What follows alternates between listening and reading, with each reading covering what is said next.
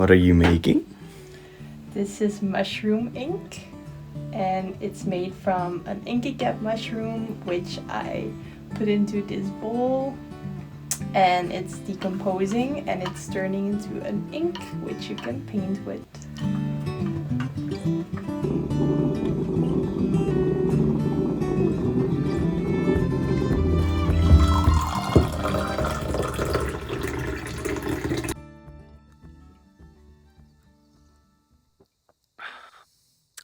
So what do you call a travel vlogger who's broke? I guess a regular vlogger.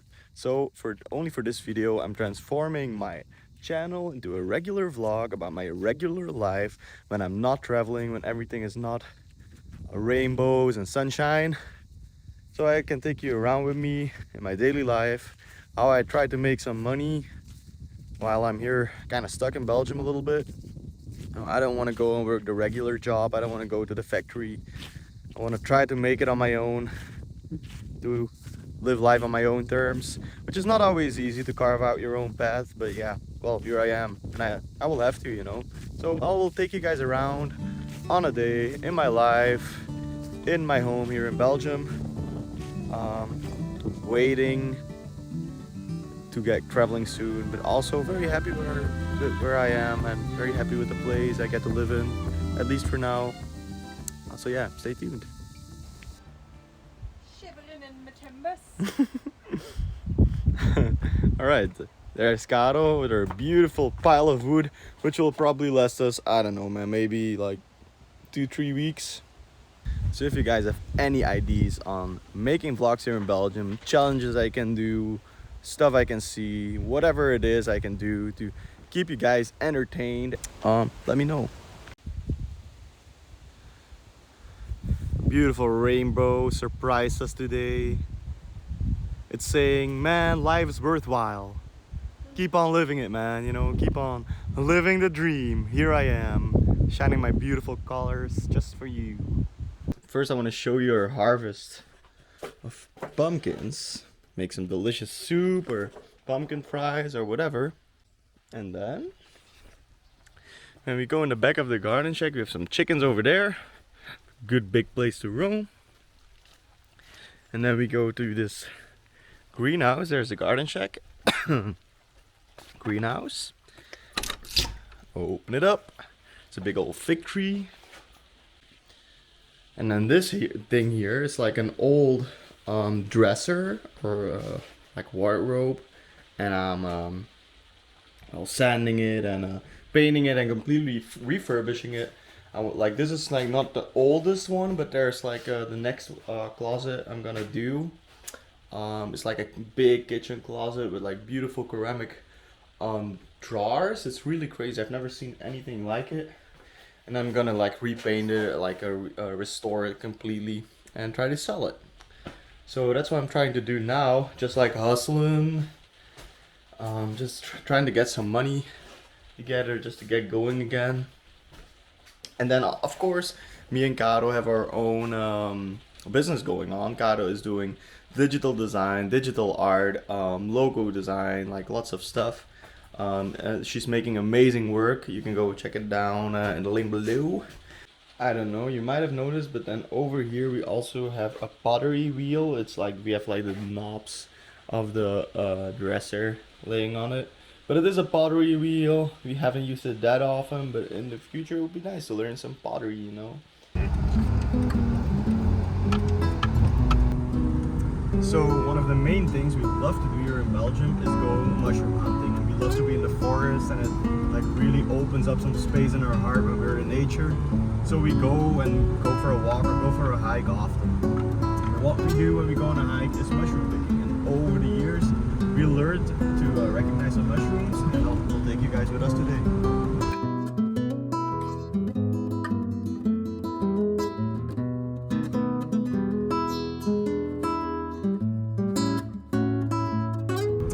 So now we're taking our Belgium old car from 87 to the forest. It's about a 5-minute drive. Also, so yeah, if you want to visit Belgium, there are some beautiful cities with lots of medieval buildings and yeah, great culture, great food, great beer. So Belgium is definitely worth visiting.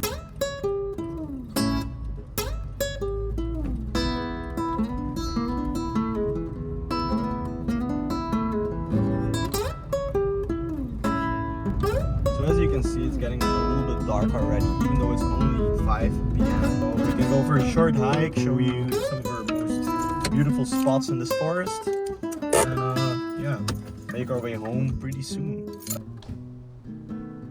Hey buddy. Hey. Hey buddy, don't be scared. I love you. Yeah, eat your grub. So, I hope Karel didn't walk over it, but right where we parked the car, oh no, she couldn't. Right where we parked the car, we found a beautiful boletus mushroom. Let me see. Oh, it's been like, they have been eating, snails have been eating a little bit of the mushroom, so I'm not gonna pick it and leave it for the snails. Here in Belgium, it is kind of illegal to pick definitely some kind of mushrooms, but it is legal to pick a handful of certain mushrooms. So all the ones that I can pick, I will pick some of them to make some food later, because yeah, you know, like, it's very tasty, it's free, comes out of nature. But yeah, I'll pick some of them. I won't pick too much. Always be careful and be responsible when getting food out of nature. So here he is, our beautiful Peugeot from 87 Peugeot 205. Sticker from Dark Star Orchestra, which is a Grateful Dead cover band that came to Europe, and we saw them in the US too. We'll be heading back there hopefully in some months. So yeah, let's go pick some shrooms. We'll probably find boletus mostly, because like, it's the season for boletus. We'll probably find some birch polypore, which is great to make tea. And if you ever heard of Ötzi the Iceman, I think, or the Bronze Age man, I'm not sure. It's a Bronze Age man they found somewhere in the Alps, completely frozen. And because of this body that they found, they know what they know about Bronze Age cultures over there. And I think on his body, or in his body, I'm not sure, there was the birch polypore mushroom, which they used to transport fire, one, and two, to make a tea from, because it's good for Birch polypore? yeah, For the immune system and for cleansing parasites, which is most likely why Ötzi and his people use it for. We think probably, but he had parasites, so chances are big they knew that was what the mushroom was good for. crazy that they knew, right? And then there's an other magic mushroom right over here, Amanita muscaria. It's not the typical looking one. No, it's not the typical looking one. It's maybe a little bit too orange, but I do think it is Amanita muscaria. It's definitely an Amanita species. So yeah, there's ways you can prepare Amanita muscaria, fly agaric, to take out all the toxins and to just put it in dishes and eat it without having any effect. But there's also ways you can prepare it to have an effect. You can look that up. And then right over here again is already another beautiful species of mushroom, completely purple. What is that one called again? The amethyst mushroom. It's edible, but not necessarily a choice mushroom. It's not that tasty. Gotta found something else. Ooh. So No, wait, I'm not sure. I'm pretty sure. And so we found another very special mushroom, and they actually grow all over. For people in Belgium, always watch out for this mushroom. Right over here, I didn't pull it, it was just laying here. But this is the death cap. It's also an Amanita, from the Amanita genus, or how do you say that? Like, one of these mushrooms, there's another one of them. Here another one. One of these mushrooms can kill 6 to 7 grown people. Once you ingest it, there's practically nothing you can do. Your liver will begin to fail. So yeah, nothing like any hospital you can do. And I also think that's the mushroom that once you ingest it, you start to feel sick, and then 24 hours later, you'll be like fine again for 24 hours, and then after this, like your internal organs will begin to fail and you die. There's only a few cases in which people survive, and I'm not sure if they know why. Okay, so Destroying Angel and Deathcap are two mushrooms from the Amanita genus, species, I'm not sure. And they're both extremely deadly. The one I just showed you is the Deathcap. And so the mushroom, the birch polypore I just told you about, that Utzi, the man in the eyes, had on him, is right over here. You can see this beautiful white. It's a little one. I'm gonna take this because it's growing all over the place. Ugh. Really beautiful.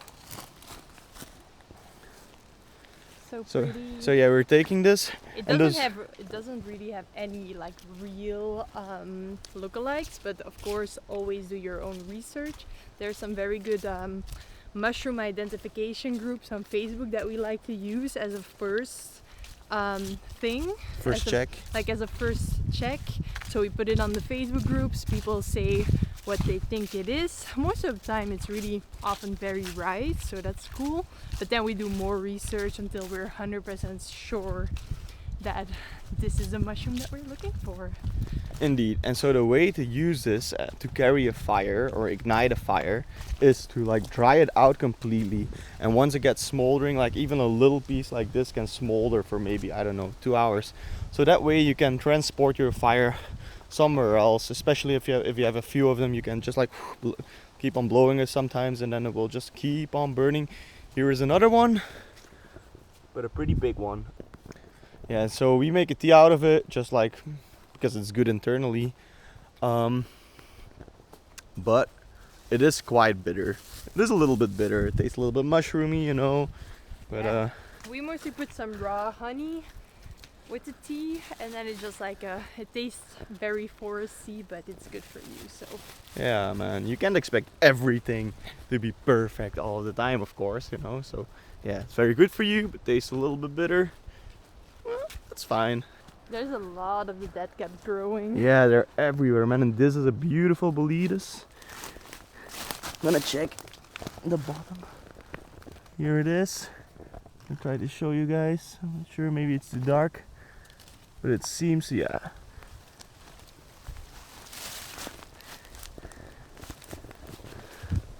Its flesh has been eaten a lot. Oh, a little one. I think this is a Castagne bolete, I'm not sure how it's pronounced. I think I'm taking this one.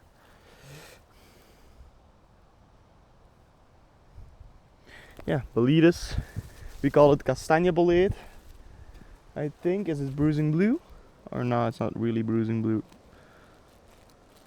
Oh yeah, it does. Yeah. A little bit. Yeah, we call it chestnut bolete. I'm not sure if the same name applies in English. So here in Belgium, this mushroom is like in between 30 and 40 euros per kilogram, or for two, like it's in between it's in between 15 and 20 euros per pound. And with just a little bit of knowledge and just a little bit of effort, you can find a lot of them in the right place. And they're delicious, like great in like pastas or like cream sauces or stuff like that. This greenery over here is all blueberry bush, but because it's not the season, of course, there's no blueberries, but still good to know. Wild blueberries, wild strawberries are like very tiny, but they have like as much taste as a big one, but then concentrated into a small little berry. They're so delicious. God, I found something. What did you find, Caroline? A very slimy Oh, bolete. that's a weird one, man. I think it might be a birch bolete. I'm not sure, but it looks a little bit slimy. It's been eaten. It's also not. It's been eaten a lot. And so here we also find a special mushroom right over here. I'm gonna pick like a small piece because it smells like anus. No, I'm kidding. It smells like anise, if you know the smell. Very, very strong Like smell. fennel-y. But yeah, fennel, anise. Very strong smell, but it's supposed to be delicious. But I haven't eaten them because every one I have found had a lot of larvae, and it is supposed to be a mushroom where a lot of flies put their eggs in. So if you really have to and you're like surviving in nature, it's a good mushroom if you cook it all the way through so everything is dead. But just for now, like I'm not gonna eat it. I'd rather have some bolitas. So this mushroom, I think it's called aniseed funnel. Aniseed funnel. Yeah, aniseed funnel. Aniseed toadstool. Okay, one of those. I'm not sure. Like I'm not a professional, guys. You know, don't go out picking mushrooms solely on my advice or what I'm showing you here. Just showing you what I know, what I feel comfortable with. Doesn't mean you should. All right. So I found a few of our little friends right over here. Will make you giggle. Beautiful mushroom. If I come close, you can maybe see the veil. Beautiful little mushroom. Not picking, because it's illegal.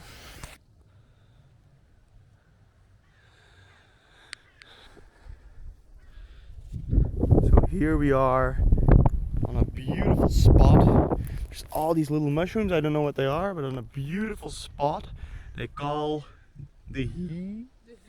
The heath. And what's typical for the heath is all this bush, all this shrubbery everywhere, and it's so incredibly beautiful. It's because in the Middle Ages this land was farmed a lot and the soil got dry and drier and drier and sandy, like you can see over here.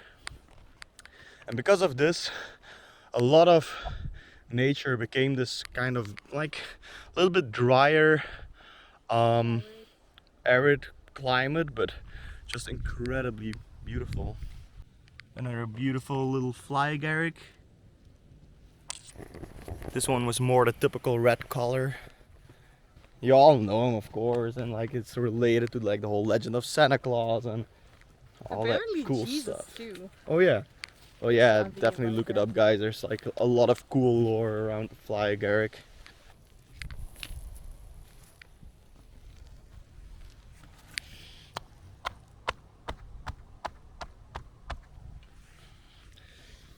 I'm not sure. What is that called again? Is the potato? Maybe a potato skin. Yeah, pigskin. Pig It's the skin. pigskin. Puffball. Pigskin puffball. Very poisonous. Don't mix it up with edible puffballs.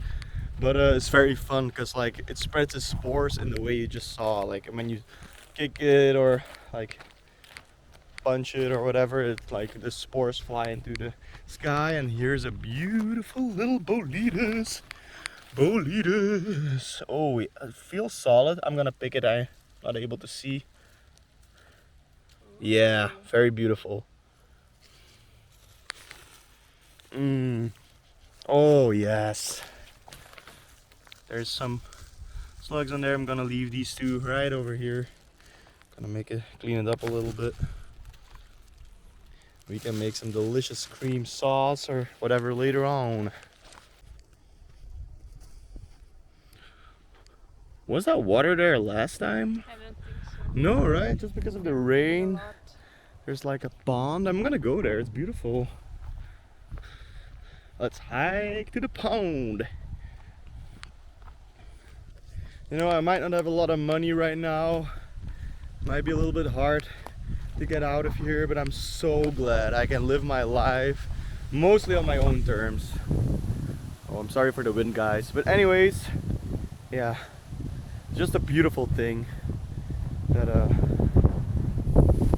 I can live my life the way I do, spend my time together and like focus on the things that are truly important, even though I do want to build a business, make my own money, you know. Yeah, beautiful. It's getting dark. So this is one of those edible puffballs that I told you guys about earlier. I'm not gonna take it home with me because it's like in this deer poo.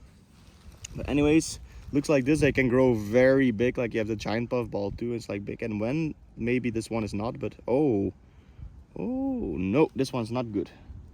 Let me try this one. this one's better. You see, when they're all white inside and there's no spores, you have a good edible puffball mushroom.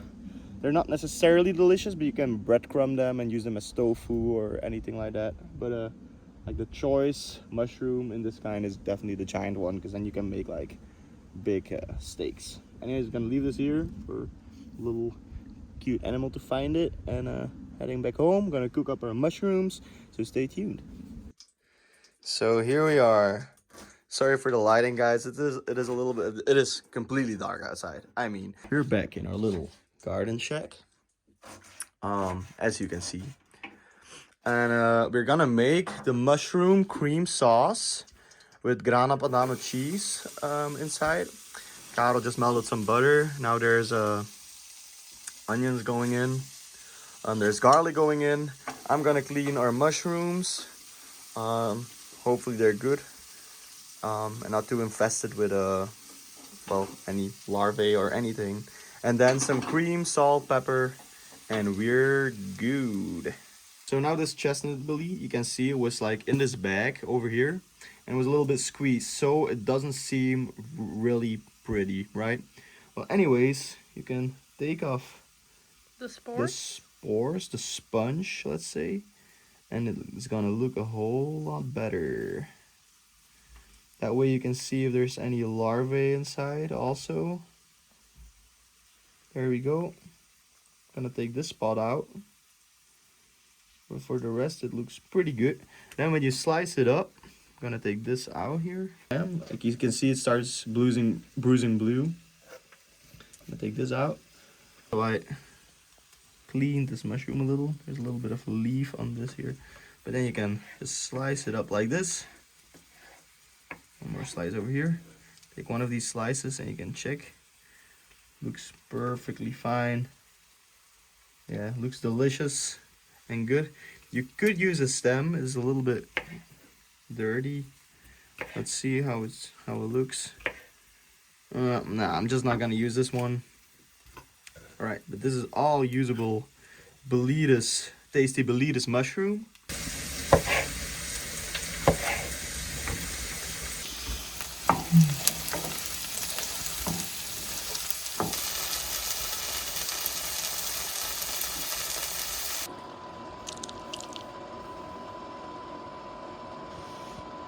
Delicious.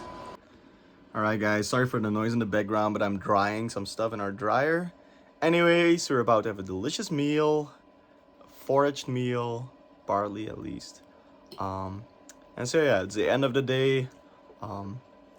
Keep on watching. Gonna make some more videos here in Belgium until we make our way to the USA and Canada. Buy a van, have some crazy adventures. So keep on watching the channel.